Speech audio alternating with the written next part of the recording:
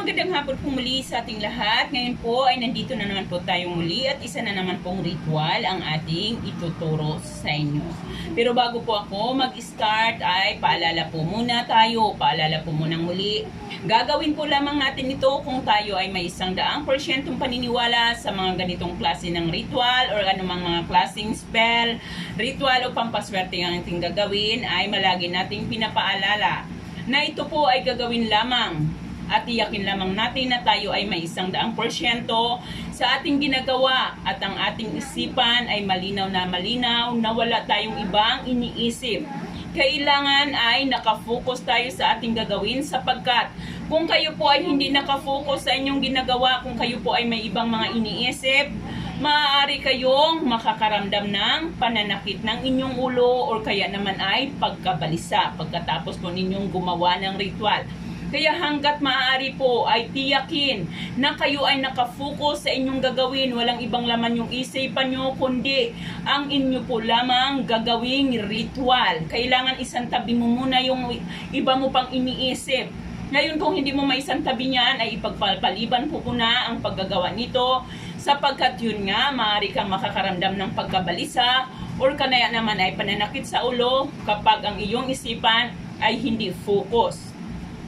At kung maaari po, kapag gumagawa tayo ng mga ganitong kanitong ritual, mga love spell, ay maaari tayong maglagay ng asin sa paligid ng ating pinagagawa ng ating ritual upang maiwasan ang pagpasok ng mga negatibong enerhiya. So ayan guys, gagawin po lamang natin ito ng araw ng Martes or kaya naman po ay araw ng Biyernes ng gabi. Anong oras po sa gabi? Anong oras po sa gabi? Pagkalagpas po ng alas 9 ng gabi hanggang umaga po ay maaari nitong gawin hanggang alas 3 ng madaling araw. So pwede kayo mag-start ng 9 o'clock ng gabi, pwedeng 10 o'clock ng gabi, pwedeng 11, pwedeng 12, pwedeng 1, pwedeng 2, pwedeng 3 hanggang 3 AM po ng madaling araw. So ngayon, kapag handang-handa ng inyong isipan at nakafocus na kayo, wala na kayong ibang laman ng inyong iniisip, ay maaari nating umpisahan. Ngunit bago natin umpisahan, ay kakailanganin muna natin ang mga kagamitan. Unang-una po ay kailangan po natin ng puting papel. Plain na puting papel. Maaari tayong gumamit ng bond paper. Huwag po kayong gumamit ng yellow pad or kaya yung may mga stripe na papel sapagkat yun po ay nagugulo po ang ating ang atensyon. Ang intention po ay nagugulo po kasi parang dapat po talaga ang ating ginagamit ay walang mga dyan na ano. Dapat po plain white. Kailangan natin ng ballpen. Kahit anong klase ng ballpen ay pwede natin gamitin. Kailangan natin ng durog na paminta. Ayan, durog na paminta. At kailangan natin ng isang sili. At kailangan natin ng garapon. Ayan. Dapat ang ating garapon ay may takip. So, ito na po. Ano ang gagawin natin? Ang gagawin po natin, unang-una, kuhanin natin ang ating ballpen. So guys, kahit maliit lang po ang papel dito, ay pwedeng-pwede nating gamitin. Ayan. Isulat natin dito, sa papel na ito, isulat natin ang pangalan ng taong target or ng tao na ating gagawa nito. Halimbawa, siya ay si Joven. Si Joven Trias. Yan, si Joven Trias. Kung alam mo ang kapanganakan ni Joven Trias, ay ilalagay mo ito. Halimbawa, si Joven Trias ay pinanganak noong April. Ilagay mo dito, April. April 3, 1980. Ayan. Joven Trias. 3 beses po guys. 3 beses. Trias, April 3, 1980. Siguro na naman, siyempre mahal nyo yan, taong na yan, o nagkaroon kayo ng relasyon, ay pwedeng-pwede ninyo itong gagawin. Ayan, April 3, 1980. Ayan. Ayan, isulat na natin ang pangalan ni Efrain ng 3 beses. Ngayon, sa likod ng papel ay isulat mo ang iyong mga kahilingan. Ang iyong nais mangyari sa iyong, kung ano man ang iyong kahilingan. Halimbawa, ito ay iyong ex na iniwanan ka ng iyong ex, or kaya naman ito ay kasalukuyan mo pa ding relasyon. Isulat mo dito ang iyong kahilingan. Halimbawa, Baka mamahalin mo ako. Baka mamahalin mo ako. Iiyakan mo ang aking pag-ibig. Iiyakan mo ang aking pag-ibig. Iiyakan mo ang aking pag-ibig. Iiyak ka kapag ako ay hindi mo nakakita or nakakausap. Iiyak ka kapag hindi mo ako na tinatawagan. Iiyak ka kapag hindi mo ako nakakasama. Ito po guys ay example lamang po natin ito ha. Nasa inyo po kung ano ang inyong mga kahilingan, kung ano ang nais ninyong sabihin mula sa inyong mga puso. Kailangan po ang inyong sabihin ay mula sa inyong puso. Dapat po kapag kayo ay humiling, ay wala po kayong hinanakit. Kung lahat ng inyong kahilingan ay huwag niyong samahan ng hinanakit. Okay po? At saka dapat po ay malinos ang ating intensyon dito. Hindi po natin ito gagawin para lamang po siya ay gantihan or para lamang po siya ay paglaruan. Dapat gagawin natin ito sapagkat mahal na mahal natin itong taong ito at ayaw natin siyang mawala sa ating buhay.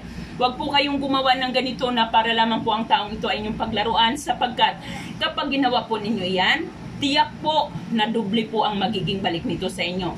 Tiyak-tiyakin na kapag ginawa nyo ito ay malinis ang inyong intensyon. So ayan, pagkatapos mo na itong maisulat ang iyong mga kahilingan, ay ating baliktarin muli ang ating papel. Ngayon, pag nandito na, nabaliktad na natin ito, ay kuhanin mo ang ating paminta. Ang ating durog na paminta. Ayan. Lagay mo lamang ito at saka mubudburan ang bawat pangalan na iyong sinulat. Ang pangalan ni Joven Trias. Ayan. Yan, dyan. Ilalagay mo lamang dyan sa pangalan ni Joven Trias. Kita naman po dyan siguro. Ayan, mas marami po ay mas maigi. Mas marami po upang mas mag-iinit siya. Mas mag-iinit ang kanyang pakiramdam. Pakaisipin ka na ng gusto. Ayan. Ayan. Ilalagay natin yan sa kanyang pangalan. Ayan, ngayon po nga na nailagay na natin ito, ang ating durog na paminta, ay kuhanin mo ang ating siling laboyo, yung ating press na sili. Kailangan po press ang ating gagamitin, fresh, hindi press. Fresh po ang ating gagamitin, huwag po tayong gumamit ng powder. Mas mainam po ang paggamit ng siling sariwa. Baka naman po ang gagamitin nyo ay nangaluntoy na ha, wala na pong ano yon, wala na pong katas. Kaya dapat po ang gamitin natin ayan, sariwang sili. Ngayon, pagkatapos, pag nandito na, ay pigain mo ang ating sili. Guys, mag-ingat lang po tayo kasi maanghang po ito. At ingatan po na hindi ito papasok sa ating ilong kasi maanghang po ito. So, ayan. Pagkatapos, ay ating pipigain ang ating sili at saka mo ito ikuskus sa kanyang pangalan. Ikuskus sa kanyang pangalan. At habang kinukuskus mo ang kanyang pangalan, ayan, nababasa.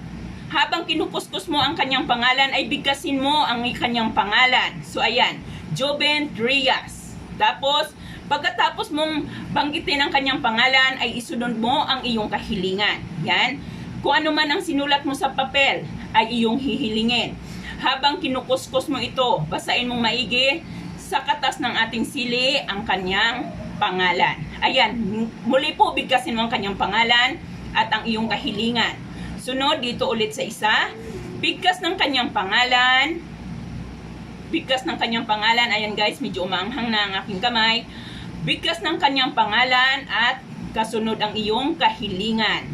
Pangalan, kahilingan. Ngayon, dito ulit sa pangatlo. Pangalan, at kahilingan. Ayan. Pangalan at kahilingan.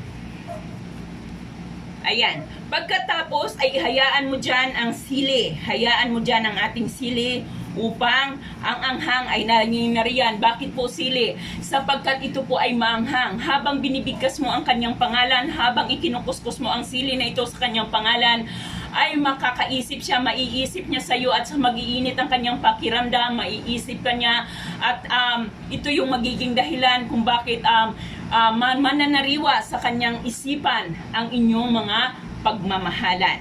So pagkatapos po nito guys, ayan, pagkatapos nito ay itupin natin ang papel, papasok sa atin. Paano po ba ang papasok? Ayan, Ayan, halimbawa ganyan. Itupi mo ang ating papel na papasok sa atin. So, ayan. Isa. Mag-ingat po dahil maanghang po ang ating sili. 2, 3. So, ayan na po. Pari pa natin itong itupi. Papasok muli sa atin. Papasok muli sa atin. Ayan.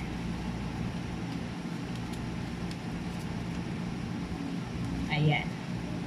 So, ayan, pagkatapos guys, ay hawakan mo ang papel na ito sa iyong kanang kamay ng mahigpit. Hawakan mo itong papel na ito sa iyong kanan ng kamay mahigpit at saka mo bugkasin ang kanyang pangalan ng 3 beses. So, Joven Trias. Joven, kaya kailangan pagbigkas mo siya, kailangan talagang may tunog, kailangan parang tinatawag mo ang taong ito. So, Joven Trias, Joven Trias, Joven Trias, 3 beses po. Pagkatapos mong bagkisin ang kanyang pangalan ng 3 beses, ay isunod mo ang iyong kahilingan. Habang natapos ka ng humiling sa iyong kahilingan, ay hayaan mo muna ang papel na ito sa iyong mga kamay at pakaisipin mo ang taong ito. Kailangan pakaisipin mo siya kung parang nakikita mo na siya sa iyong harapan, parang nakikita mo na siya sa iyong harapan at isisipin mo ang inyong maliligayang sandali at kung gaano kayo magiging masaya kapag kayo ay magkasama na at orang inyong mga nakaraan kung paano kayo noong umpisa pa lamang. So, ayan. Pagkatapos po, ayan, ay kumuha ka nitong garapon. Ilagay dito ang ating papel, kung nasaan ang ating, yan, ilagay mo dyan ang ating papel. Pagkatapos ay takpan mo itong maigi. Takpan mo itong ating papel, ating garapon. Wait lamang. Ayan.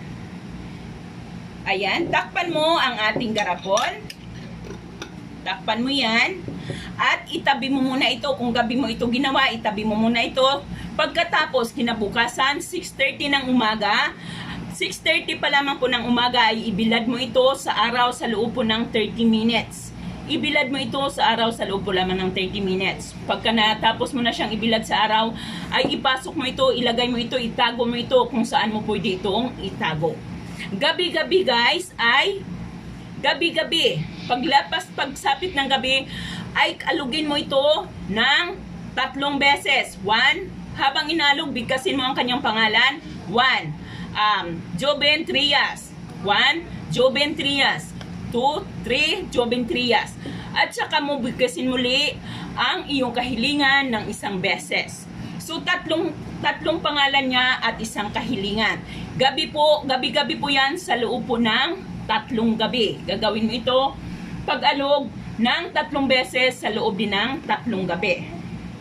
So, if ever nag-start kang mag-alog nito ng, let's say, Miyerkules ng gabi. So, Miyerkules ng gabi, Huwebes ng gabi, tapos ka nang mag-alog ng Biyernes ng gabi.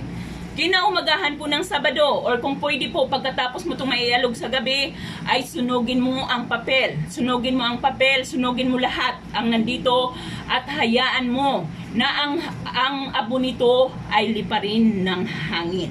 Tiyakin po na masusunog ito kaagad pagkatapos ng 3 gabi. Kung hindi mo masunog pagkatapos mong humiling, pagkatapos mo itong alugin, ay kinabukasan ay tiyakin po na masunog natin ang papel na ito. So, ayan guys, gagawin ito nang wala kang ibang iniisip, kundi nakafocus ka sa iyong gagawing ritual. So, ayan po lamang guys, maraming salamat po at magandang hapon sa ating lahat.